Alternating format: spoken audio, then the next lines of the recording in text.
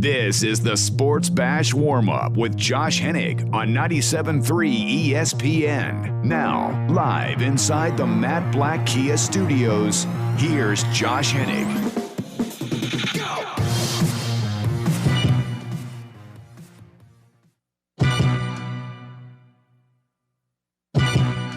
We know that there was a bunch of NBA players that tested positive that we don't know about. I mean, there were two members of the Lakers. We still don't know who that was.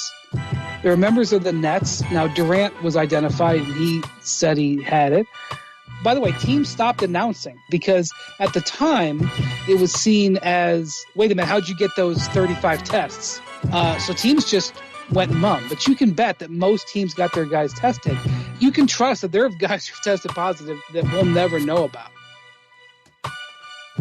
Brian Windhorst there on the Hoop Collective podcast, ESPN Pod Center. There were guys who tested positive that we may never know about. We got a lot to get into here on the warm-up. Josh Hennig hanging out with you here for the next hour, 97.3 ESPN. Text board is open, 609-403-0973. Brendan Robinson, Scoop B, NBA Insider, coming up at 1:25 to get into the latest with the NBA. The NBA tomorrow is the deadline date for players to announce whether they're going to play or not. And as of the last time I had checked, we currently have 3 players who have specifically come out and said that they are not going to play. And each of their reasons are not COVID-19 related. It is not social injustice cause related. There are 3 very different reasons. And this comes on the heels of the NBA report this morning from Adrian Wojnarowski of ESPN. The NBA and the NBAPA have agreed to put in place an enhanced insurance plan for players in Orlando that would cover career-ending injuries related to COVID-19 or conventional basketball injuries.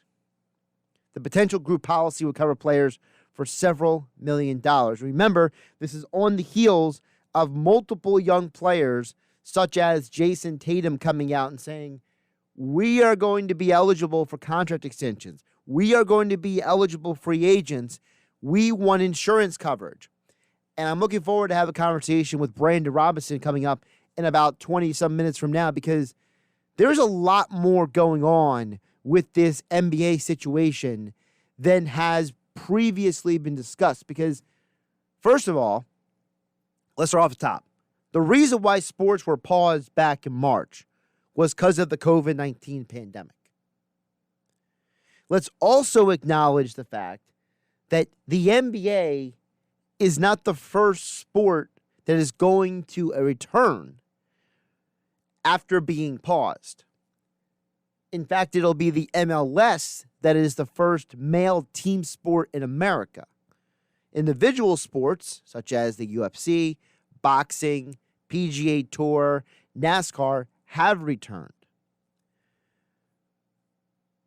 So there's a lot of layers that go into what is going on, not just over the next few weeks, but specifically this week. We had Kevin Durso on the show yesterday, our Flyers insider. He wrote a great article at 973ESPN.com talking about, look, this is an important week for the NHL, but it's also an important week for the NBA because sports in general are all having to maneuver the waters of every issue that is involved with the world that we're living in terms of the economic downturn, in terms of the protests and the riots going on all across the country, in terms of people's concerns about the future. I said it yesterday. You don't think that Dak Prescott agreed to sign that franchise tender because he's concerned about making sure he's making his money long term?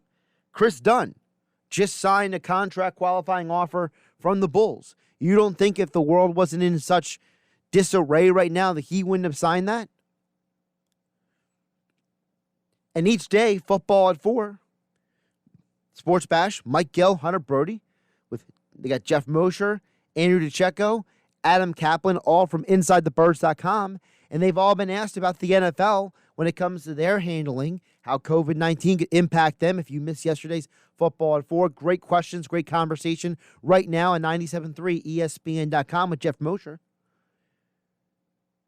But one of the things that gets not talked about is, as Brian Windhorst said there as we opened the show, we don't know who exactly has tested positive. We don't know exactly how many people have tested positive. We don't have all the information. And as Brian Windhorst also said on the Hoop Collective podcast, he talked about the situation with the NFL. He talked about the situation with how the NFL had all of their tests and what came of that, and how that relates to what the NBA expects to happen. So the NFL tested 200 players within the last week or two. We all saw some teams that had guys test positive. Ezekiel Elliott tested positive. I believe 11 out of 200 of the players tested positive. I'll have to ask the Harvard guy on here, but I'm pretty sure that's 5%, give or take. If the NBA tests, I think, in the neighborhood of 300 players and plus all the staff, if the NBA gets a 5% positive return rate, I think they would be thrilled. They would be thrilled. And I think that's the corner we're turning right now. And it's not to be insensitive. It's not to be dismissive. But as we see reports coming down just now, Jason Stark, who you've heard on the Sports Bash in the past with Mike Gill, he just is reporting the Phillies have announced that 2 more players and 2 more staff members have tested positive for COVID-19. One player and both members were tested in Clearwater. The other player was tested outside of Clearwater. There have now been a total of 7 players and 5 staffers test positive. And it's starting to become more and more commonplace that people are testing positive for this virus. And I think that the big thing that come out of this is there's a lot more going on than just this virus. And for the NBA to return and for the NHL to return, we see how Major League Baseball can't get out of their own way. I mean, they're arguing over money. They're barely even discussing that the reports are that baseball is going to just sign off on what are the health and safety protocols Major League Baseball constitutes. They barely care about it. I ask the question, is this just part of the world we live in now? Is this just part of whatever it is? Is there a possibility that we have been looking at this pandemic in a way instead of accepting its reality? Because, listen, there's no guarantee that even when there's vaccines and treatments that this disease is going to be completely eradicated. We've heard people like Dr. Anthony Fauci and others talk about how the key is to get a vaccine. Well, even if you get a vaccine, there's no guarantee that the vaccine is going to work 100% of the time. There's no guarantee that any treatment is going to work 100% of the time. We don't know. And that's why when I was doing some reading and some research last night, I literally had to stop everything I was doing when NBA reporter Om Young-suk said this on the Hoop Collective podcast. This may be the new world we're going to be living in, past Orlando. We don't know when this vaccine is going to come out for coronavirus. We don't know when the next pandemic and the next virus that's coming across the horizon, because there's definitely going to be one. We know that. There's always another virus around the corner whenever that's going to hit. And so we don't know if this might be an indicator or maybe a preview of things to come, of way society is going to be. And people might have to get used to that the new injury that keeps out somebody for 2 weeks is a virus. Text board is open, 609-403-0973 to get on the conversation. is part of the reason why we're going forward with an NBA and an NHL season and a baseball season and the NFL is full steam ahead, is because this is just the new norm. That we just have to live our lives trying to not get sick. And if someone does get sick, it is what it is. Is it really that we can't avoid this? Is it just part of the whole puzzle? Are we supposed to now treat someone getting tested for COVID-19 like someone twisting their knee, getting a high ankle sprain? Is it possible that the leagues are looking at returning and saying, look, if someone tests positive for COVID-19, is it the same as someone getting some other injury and missing time for 14 days or however long the protocols state for them to recover? I think that's a conversation that has not been had enough, because there's no guarantee of anything in this new world, in this new era. We don't have all the answers. I don't have all the answers. You don't have all the answers. Heck, even the doctors don't have all the answers. We're not even fully sure 100% exactly how this disease is being transmitted when, as we discussed yesterday on the warm-up with Kevin Durso, Austin Matthews, one of the biggest names in hockey, he tests positive. But yet the guy who was living in his house, hanging out with him, staying with him, working out with him, Toronto goaltender Frederik Andersen, he doesn't test positive. What are we supposed to do with that information? Brian Windhorst talked about how there were 200 NFL players tested, and we know, according to reports, these were voluntary tests. These were not tests that were made because players had to or not or whatever, take it. But the league was doing research. And now you have all these positive tests coming up from NFL players. But like what happened in Denver, a bunch of Denver Bronco players went to a peaceful protest. They were all out in public. They were all marching. One of all the players tested positive. None of the rest of them. So what now? Do we just have to move forward as if this disease could hit and there's nothing we can do about it? And there's a possibility that we just have to look at the possibility that we have to basically deal with whatever's going to happen? Text board is open, 609-403-0973. Brian Windhorst on the NBA Hoop Collective podcast also mentioned about the fact that the NBA is anticipating there being positive tests moving forward. And we are hearing reports that, we haven't seen it yet, but there could be another rash of positive tests when it comes to NBA players this week, as we've heard when it comes to baseball and hockey and football recently. But this is what Brian Windhorst had to say about that possibility. There's going to be positive tests. And when you talk to people in the league, they're like, okay, we're not going to freak out if we have 27 players or 35 people test positive. That's good. We're going to get them treatment. We're going to make sure they're okay, and we're going to establish our bubble. To establish the bubble, you've got to eradicate the virus. So it's almost like the league is saying it's almost good that you test positive now, because then later we can guarantee that you're no longer positive for the test. You no longer are spreading the disease. We can guarantee that everybody entering the bubble is clean. Now, I'm no epidemiologist, but to me that sounds like the NBA and maybe even the NHL has the same perspective, where they're saying, listen, get all the positive tests out of the way now, so when we go into this bubble environment, we can guarantee that everybody walking into the bubble is completely clean.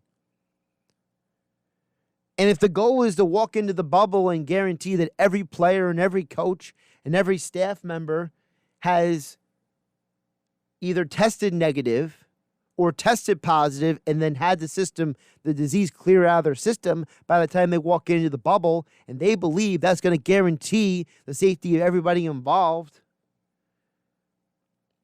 If that's what their doctors think is best, and if that's what their doctors are telling them is the best way to go about it, who am I to question that? Again, I'm not an epidemiologist. I'm not some doctor on Capitol Hill. You had, four of the main people part of the COVID-19 task force testifying before Congress today. I'm not one of those doctors. But we do know that the doctors from all the sports organizations, the NFL, the NBA, the NHL, Major League Baseball, they've all been meeting in these task force meetings. We've been told that by the people from the league and from people involved in those meetings that they're having these conversations. And Dr. Fauci has said that the NBA's plan is basically the best option there is out there, the bubble environment. Then who are we to say that it's a bad idea? And maybe, like Om Young-suk said, maybe this is just the new norm. Maybe people just testing positive for COVID-19 is the new high ankle sprain. And I'm not trying to diminish the seriousness of the disease. I'm not trying to diminish what's going on in the world. I mean, you have 21 states that have all seen major upticks in positive tests. Meanwhile, states like New Jersey and Pennsylvania have seen major, flattening of the curve and major decrease in the rate of positive tests and the rate of hospitalizations and et cetera. So parts of the country are seeing massive escalations. Other parts are seeing decreases. If the leagues think that they have a plan to figure this all out, who am I to turn around and say, bad idea, guys? And if the NBA is literally anticipating there being positive tests and they think that their protocols are in place to deal with them, then maybe that's just part of the new reality. Maybe this is the new norm. The guys are going to test positive for it. You got to isolate them and then you move on. I'm not saying I love it or I like it, but maybe this is part of the conversation that we haven't had. Because you're seeing players right now opting out of Orlando, and it's not for COVID-19 reasons. It's not for the usual reasons that we had previously expected. And Woj just put out on the tweet right now, a minute ago, coronavirus testing for players heading to Orlando starts today. Teams are bracing for significant numbers of positive tests. One Western Conference playoff team had 4 positive tests in the last few weeks, according to Woj. Full training camps start July 11th. If the league's anticipating there being positive tests, I don't think it's an accident they have multiple weeks in between these dates. There's a few weeks between June 24th, tomorrow, and July 11th. And if the league is bracing for all these positive tests, maybe there is a possibility that this is the new norm. I don't like it. None of us should like it. Millions of people are out of jobs. It stinks. We haven't had sports for months on end. It's very frustrating. But if the NBA says we've prepared for this, maybe they are treating it a little bit differently than the rest of us are. Not saying it's the right thing to do, but maybe it's just, as Om Young-suk said, maybe it is the new reality. Maybe it is the new norm. Text board is open, 609-403-0973. Tom from the Villas chimes in and says, if sports is going to come back, it's going to have to be that way. Guys miss time for stomach viruses. They miss time with the flu. We can't keep everything shut down forever. That's Tom from the Villas. Well, Tom, let's remind people, half the reason why we shut down was because nobody knew what we were dealing with back in March. We had no idea what was hitting us. We had no leadership from the top down in the country. We had no idea what was going on. So, yeah, we didn't know 2 months ago. That's why everything had to be shut down. And now as things open up and we see certain states handled it a lot better than other states, let's be honest about that. Maybe part of the leagues coming back is saying, according to our experts, this is what it is. Text board is open, 609-403-0973. Rob from Bayville chimes in and says, it was impossible to expect with 2 million positive cases in the country that professional athletes wouldn't test positive at some point. I think the struggle is going to be establishing the new norm as we deal with positive cases during the course of the season. That's Rob from Bayville. Well, Rob, that's part of the reason why they had the protocol. And as Brian Windhorst said, we don't actually know how many players who exactly tested positive. And we may never know, as Windhorst said. On one hand, that's a little scary that we may never actually know how many people fully tested positive. And part of that is, there's legal issues in terms of HIPAA laws when it comes to the medical issues. But it's also a little concerning because we've all seen the videos of guys working out together, training together, doing different things together. And we may never know who exactly got what from where. It's not like we're following people around to see what buildings are touching and who they're talking to when they test, before they test positive. And some people are worried about the new Aura ring that's supposed to go into the NBA bubble with the players. There are people concerned that the ring is going to track where you are in the bubble at all times, while it's checking. The purpose of the ring is supposed to catch the coronavirus before it actually hits your system and you become contagious. Well, they're also worried that, you might be able to follow people around the bubble and track what they're doing. And there's some players who are not really comfortable about that. There's a lot of things going on here, and it's not just one issue or another. And I think that's what is very intriguing, and that is you have players opting out for reasons that are not COVID-19 specific or social injustice specific. You have one guy opting out because his wife, Trevor Ariza's wife, ex, basically told him that if he wants to see his son, it has to be a certain time of year. And he's choosing to spend time with his kid instead of going to this bubble. David Bertans has had 2 ACL injuries, and he's worried about another injury. DeMarcus Cousins has opted out because he is prioritizing rehabbing from his injury instead of coming back too soon. There's a lot of stuff going on here. And I think that's all has to be part of the conversation. All right, we'll get to more of your texts coming up, 609-403-0973. Coming up next, Brandon Robinson, Scoop B Radio, NBA insider. We'll get his perspective on what is going on with the players.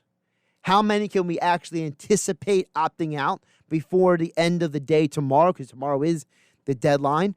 Plus a little perspective on what Windhorst said. The NBA may never tell us exactly who and how many people have tested positive. How should we feel about that? We're into all that coming up next year on the warm-up. Josh Hennig hanging out with you here on 97.3 ESPN FM and the 97.3 ESPN mobile app. Speaking of the 97.3 ESPN mobile app, I want to remind you that 97.3 ESPN has teamed up with Seize the Deal for incredible weekly offers from some fantastic local restaurants.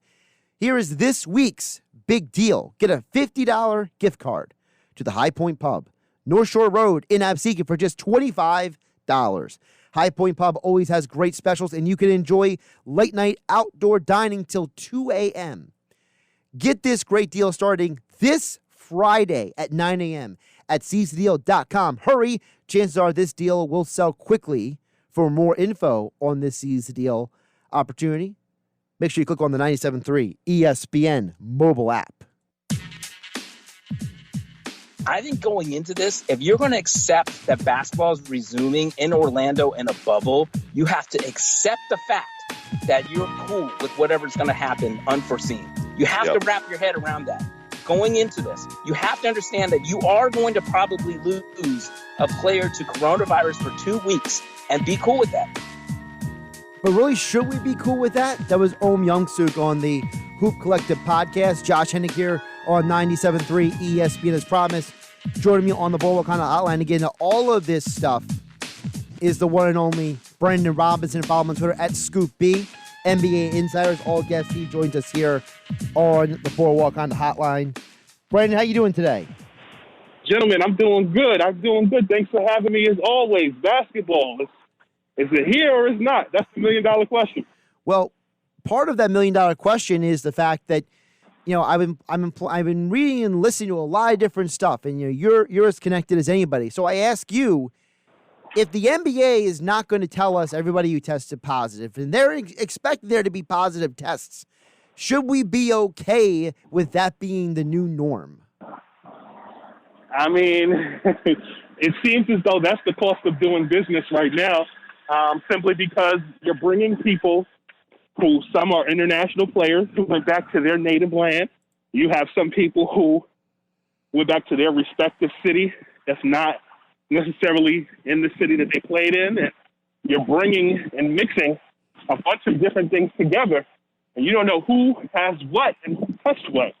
And I think that the concoction of everything under one bubble is very interesting. And I think that's why you're beginning to see more and more players voicing their opinion, whether it's publicly, privately, via social media, or if it has anything to do with not COVID, it has something to do with civil rights. It's a mixed bag, sir. It is a mixed bag because, and I find this very interesting, the first three names we hear about, all three of them, it's not about COVID-19. For Trevor Ariza, David Bertans, or DeMarcus Cousins. For DeMarcus, he wants to focus on his rehab. For Bertans, he's worried about re-injuring his ACLs. And for Trevor Ariza, he wants to spend time with his son because he doesn't have full visitation rights. So what does it say about the players that it's not all one thing or another, that there's a lot of more layers here involving the NBA's return that's been discussed previously? Well, you have to take into consideration, seriously, that in normal times, summertime is the off season. And, if the regular season went as it was supposed to go, you look at the situation, it'll be July when they're playing. If Portland would be on the outside looking in, if we look at March 11th as the line of demarcation of, where their seedings were. So in Trevor Ariza's case, it's that, but there are some, I'll say that there are some guys who on the outside looking in, like J.R. Smith and others who I've spoken to, who are looking for the opportunity to go in and seize the moment and, sign with a team. So there's a lot of different perspectives based upon where players are in their career. But in the case of Trevor Ariza, yes, it's the legal ramifications of it. He's got to spend a month with his kids. Then you look at Kyrie Irving. It's a situation about social justice, but also hearing people out concerning their health, as him being the VP of, the Players Association. You mentioned about Kyrie, and I know this is something you have reported about how, the coalition was less about, boycotting the bubble than it was having questions answered. And it seems to me, and I'm asking you for clarity on this because, again, you're as connected as anybody. Is it just me, or does it seem like Kyrie became the scapegoat for a lot of this? You're nailing it right on the head. And I think a lot of it has to do with lack of understanding. So you have to take into consideration. Kyrie Irving is the vice president, one of the vice presidents of the Players Association. And so if guys that are in that Players Association are voicing to him their concerns, it's his job to let that be known. But I think in the Twitter world, the 24-hour news coverage that there is, things get lost in translation. There was a conference call a couple of Fridays ago, and many players were on it. It was about 80 guys. And essentially, after the conference call was over, there were a bunch of tweets that were put out there, people just taking quotes, and attributing to Kyrie. But there were other people on that call, like Chris Paul, who expressed to guys on that conference call, that, let's not share everything out there because it's not just players on this call, which is fine. But I think in this, in this day and age, because many people dislike Kyrie for a myriad of different reasons and being a free thinker and more, it's attributed to the way it is. I can tell you that on that call, there were a lot of guys who expressed, their disinterest in playing because of COVID and because of they feel as though civil rights. Now is the time to get people's attention while COVID is going on and everything is shut down. But also from a working perspective, those guys don't want to get sick. They don't want to be 3 to 4 months removed from their family, not able to see them. There's so many other factors that go into it. But, yeah, Kyrie does get villainized, and he does. I know that, he feels scapegoated. I know that he feels as though, he's not been treated fairly. But, that's part of the course when you're a $1 million athlete. He gets the game. Brandon Robinson joining us here on the Boardwalk on the Hotline on 97.3 ESPN. Follow him on Twitter at ScoopB for all your NBA news. Brandon, speaking of the coalition, they brought up a lot of points. Avery Bradley had that very eloquent thing he put out there just about a week and change ago. How many of the concerns of those players do you think have actually been addressed by the league? I don't know. I know that one thing I'll add is, Avery Bradley has been the spearhead of that coalition. Kyrie and Avery Bradley are on the same page. I think that gets lost in translation as well. The NBA stance on it, what I do know is that, if you feel how you feel about it, you don't have to come and you don't have to play. Stay home. You'll still get paid. Kind of like a poem. But anyway, I think that at the end of the day, it comes down to if the NBA does not restart their season, they lose about $2 billion. And then just to give you some clarity, part of the reason why you have these preseason games, you bring 22 teams and you have these preseason games is because if they play, I believe it's 70 games, the league gets the rest of the money from the contract from, TNT, ESPN, or what have you. And that's really what they want to bring home. They've already operated at a loss because fans can't come, season ticket holders, and more. That being said, I think the NBA is looking at it from a business perspective, and I think the players are looking at it from a myriad of different lenses, the social justice perspective, the COVID-19 health perspective. And, I talked to some guys who basically are like, I haven't picked up a basketball, since we got sent home since COVID. So for some people, there's a lack of interest and a lack of conditioning. Like, I've spoken to some retired players who, were either involved in the first lockout, the 98-99 season, or the lockout shortened season, I believe 2011. And I asked them how much of this reminds them of that back then. And they said, it's similar. The thing that they're concerned about is guys who basically have just taken off, all their conditioning has worn off, and then they want to step on the court and play basketball. They may get hurt. That's from their perspective what they see. That's where they see the similarity being. If you remember back in the 98-99 season, Sean Kemp came back and gained all that weight. He was never the same again because he was just home. For some NBA players, basketball gets them away from home and takes their mind off of the pressures of home. Now they're home. There's that factor too. We know the report came out this morning that the NBA and the NBPA, the Players Association, came to an agreement on this new extended insurance. How much could that have an impact on players deciding to come back? Is that a positive for the players to say, all right, well, at least we have some insurance for those of us who are up for extensions, who are up for contracts? Yeah, I think that'll definitely be chatter amongst players and owners and more. I also think the other part of that they should be considering and looking at is if players and the league do not come to a consensus on this season, will owners then create the force majeure and rip up the current CBA, which I think is extended through 2023, 2024, if I'm not mistaken. But I think there are so many other legal ramifications, legal concerns, insurance concerns that people are still sifting through. I think these are conversations. And I know that there are a lot of agents. There's some agents that I've spoken to that say, they're telling players just play, because if you don't show up this year, it's going to give the owners the upper hand, as it relates to just various incentives and other things that go into the players' favor that they may take back. And I think the other thing that's worth considering and looking at is what the collective bargaining agreement is going to look like next season, or rather the salary cap is going to look like next season, because of the China issue, as well as, the issue with Daryl Morey. I want to be specific, Daryl Morey and the comments he made and just China's reaction, but also all of the different China entities that deal with the NBA. But also, in addition to that, I'm also looking at just what the coronavirus pandemic, will cause players to have to settle to do versus not. However, I think there are some guys like LaMarcus Aldridge, for example, with the San Antonio Spurs, who, has opted straight from the gate, he's rehabbing his body and getting ready for next season. And, I think that at the end of the day, there are so many things that are just being tossed around and thrown around.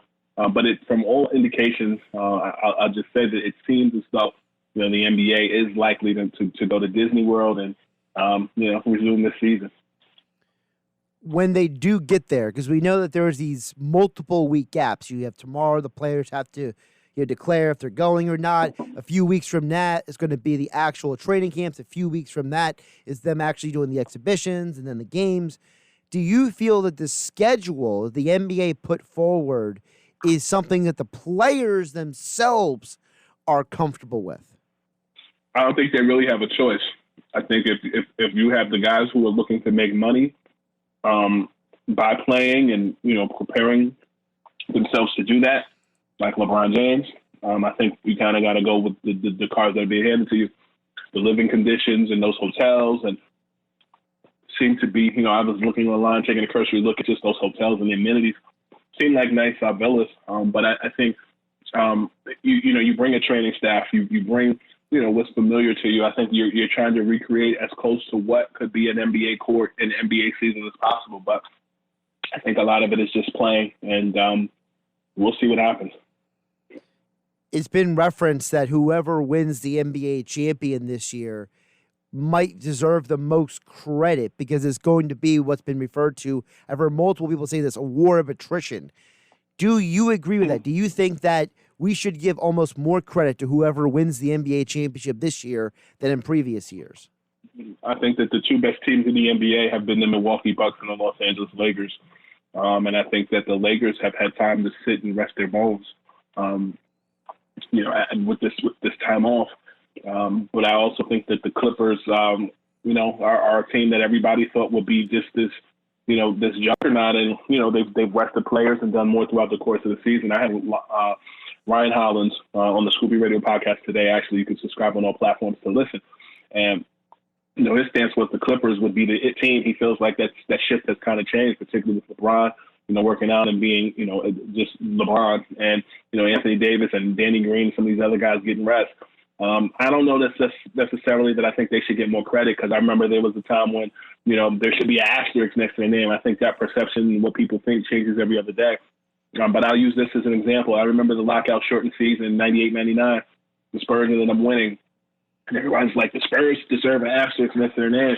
But then, they began to just continue to produce championships, So I think, it's believed that they deserve that championship. I think it's the Lakers, the Bucks, or the Clippers, do win a championship. I think it's what was supposed to happen because, they played good basketball. However, I'll add, the Portland Trailblazers, to me, were in the Western Conference Finals last season and, dealt with injuries coming into this season. So I think that the Blazers, if they were to get anywhere close to that, I think just with the storylines of Melo, C.J. McCollum, and, Damian Lillard and more, they deserve that situation. I know keeping it local with the Sixers, they've dealt with injuries and more, in that circumstance. So I think anybody who got a lot of rest and, were able to come out and win a championship, they deserved it because they put in the work. Brandon, before I let you go, I got to put you on the spot, ask you one question. What's that? Will Jamal Crawford be in the NBA bubble? I talked to Jamal last week. He said he hasn't heard from anybody yet. But I know outside of Jamal, there are teams that could use Jamal. I think the Nets would be a good team, depending on what they do and who they bring. The Orlando Magic, would be another team there. So I'd like to see Jamal, but I also want Jamal to be healthy. He has kids, he has a wife, and, I just wish the best for Jamal because he's a good guy, and, I think he's been slighted. I just know the guy's an automatic bucket. I know that, that guy could be very valuable for an NBA team trying to, make a playoff run in a very strange environment. We've seen how many times Jamal was able to score and nobody expected it at times. Yeah, I think the Sixers could use him. We'll see. Well, absolutely will. Of course, you want to know what's going on. You want to follow Brandon Robinson at Scoop B on Twitter. Check out the podcast as well, Scoop B Radio, as well. Guest Brandon Robinson appeared right here on the Boardwalk Honda Hotline. My friend, appreciate the time today. My brother, thank you for allowing me to be myself. Absolutely. Josh Hennig here on the warm-up, 97.3 ESPN. We'll get back to text board coming up next. 609-403-0973 is text board right here on 97.3 ESPN FM and the 97.3 ESPN mobile app, powered by First Bank of Sea Isle City.